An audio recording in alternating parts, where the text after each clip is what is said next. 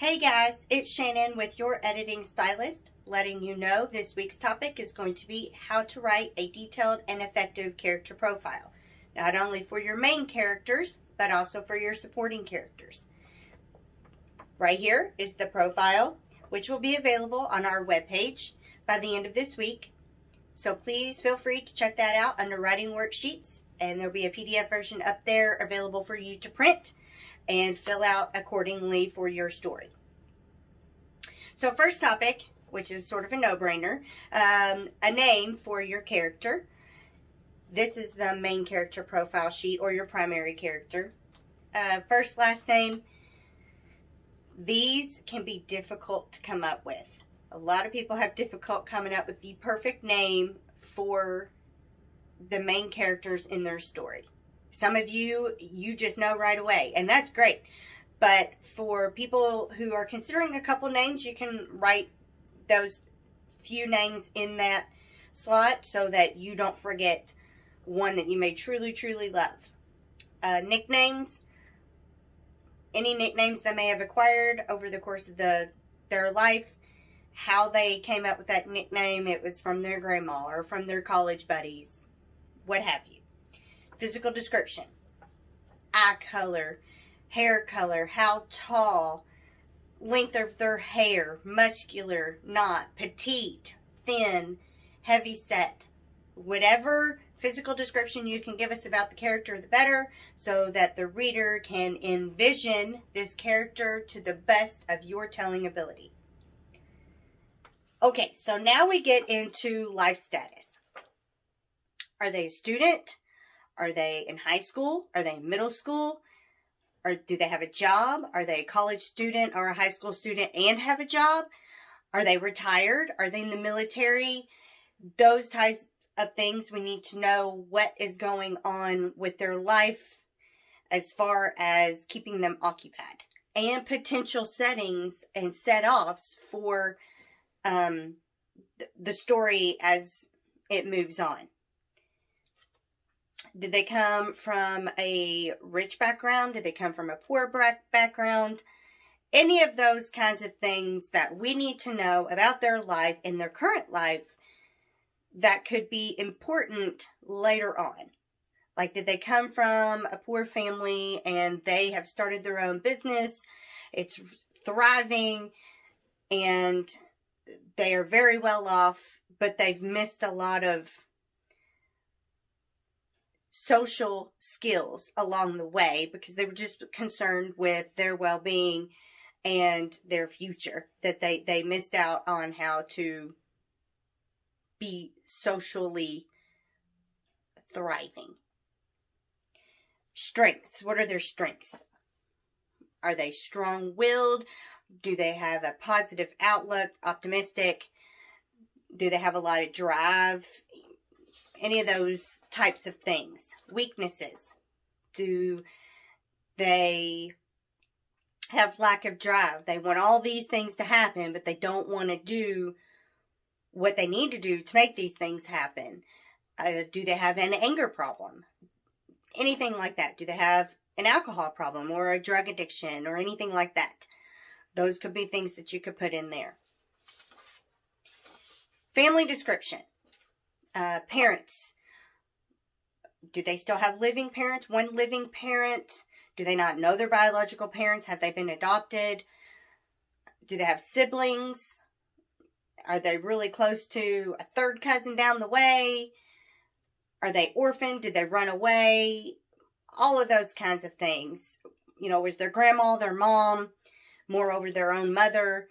Things like that. Just give us a background on their family or familial situation. Internal description.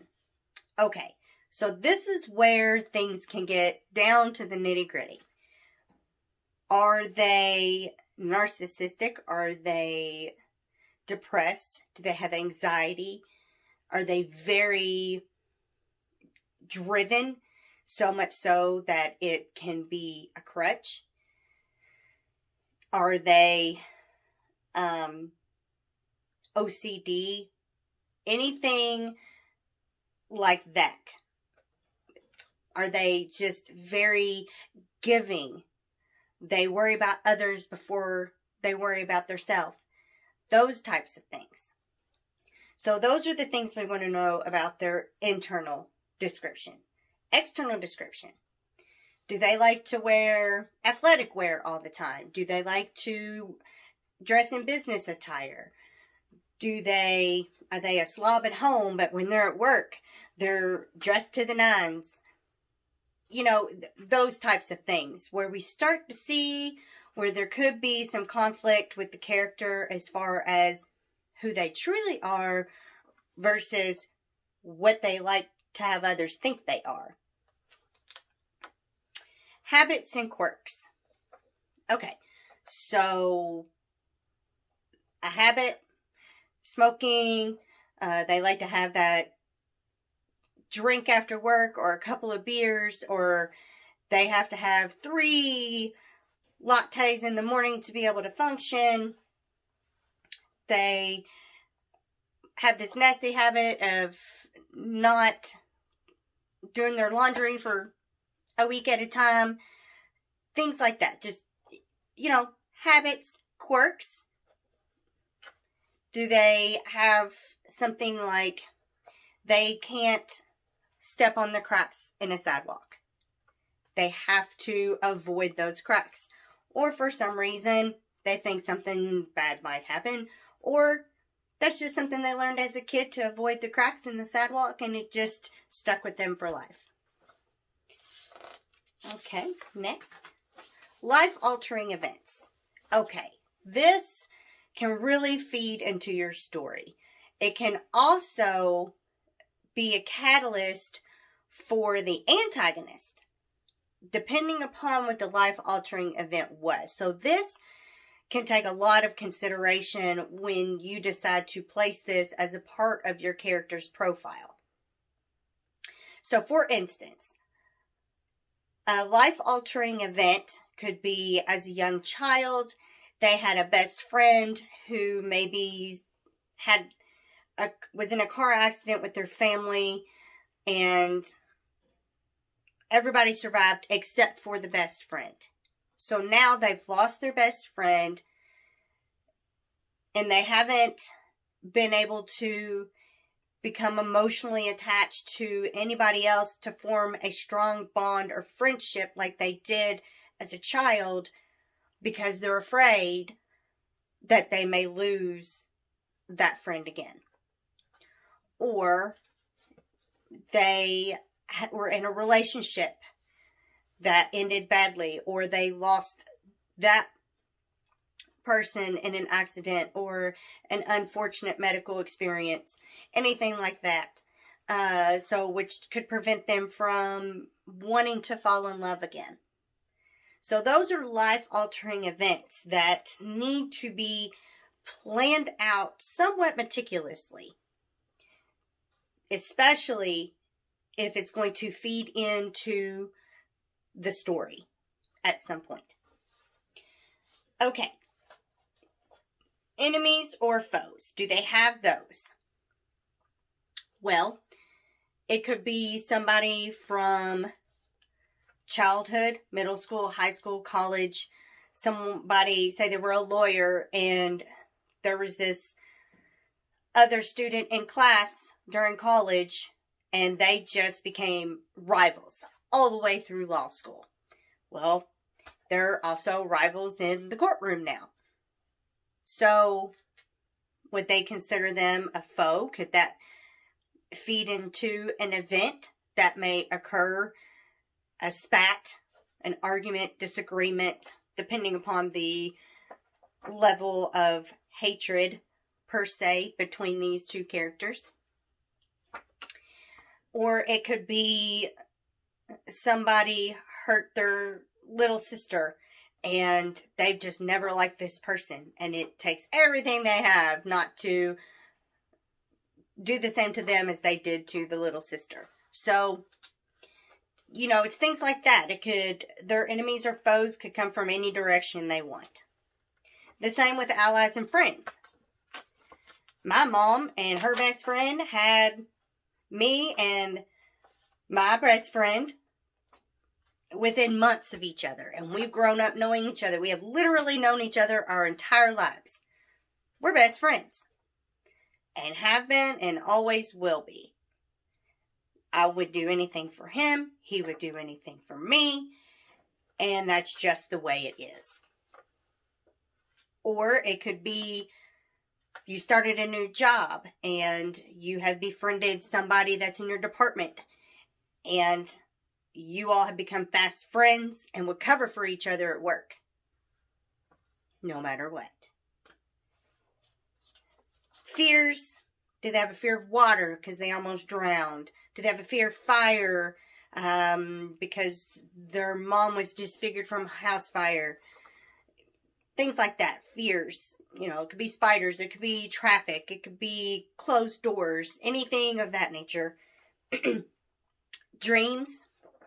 Do they want to be a photographer in Italy? Or anything adventurous, like climbing Mount Everest. Things like that. Do they want to own their own business? So anything that's a dream of theirs, that could also feed into this story. Put it right there. Hobbies. Do they like fishing? Do they like swimming? Do they like hunting? Do they like quilting?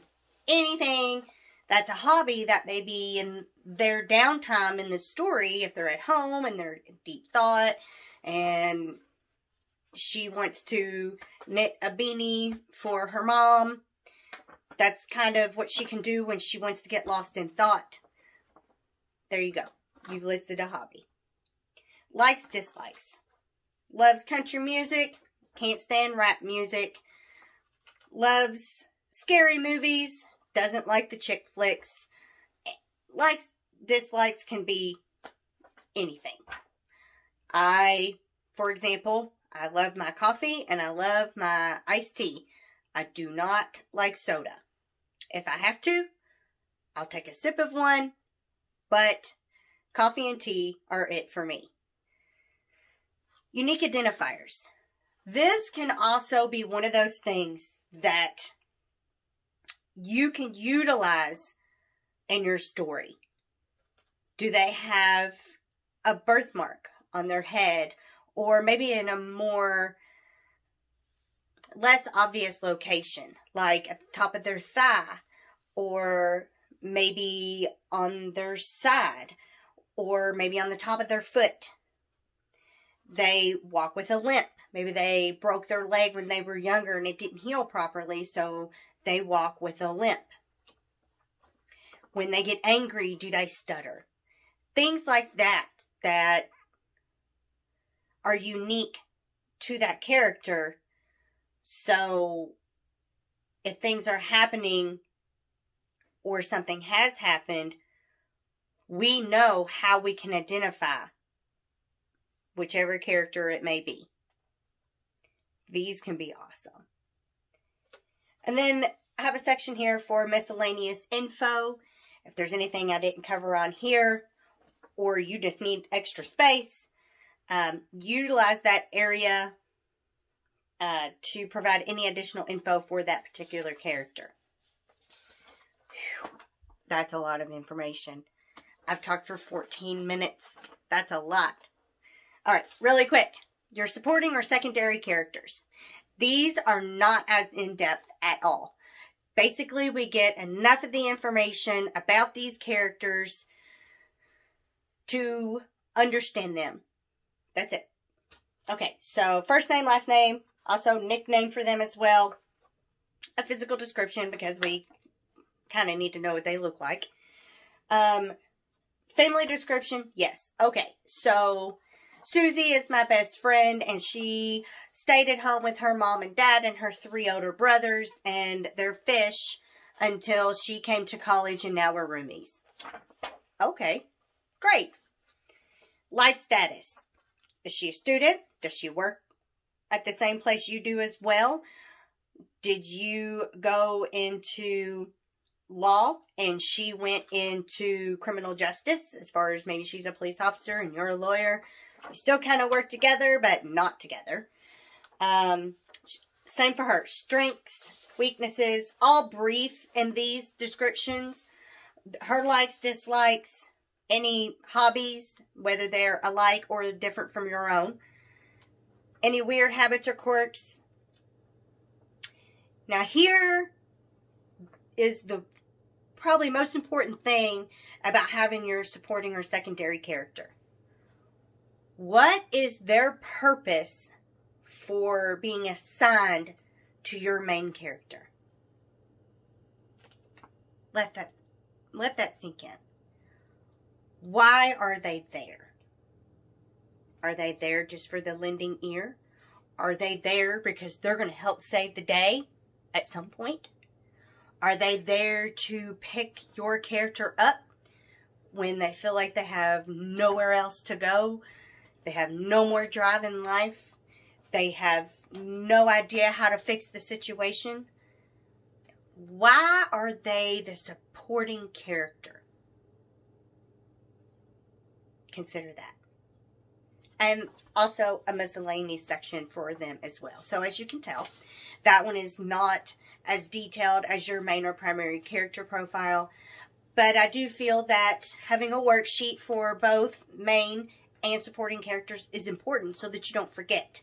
Especially if, you know, you're riding along in your car and you're like, oh, I have to make this a part of my character. You go home right away and you can write it down on your paper. So I hope this information was helpful. If you have any questions, please feel free to let us know. You can send us a Facebook message or email us as always. Like I said earlier in the video, these will be available on our webpage by the end of the week. Remember, we're always here to meet your editing needs, and your book will say yes to yes.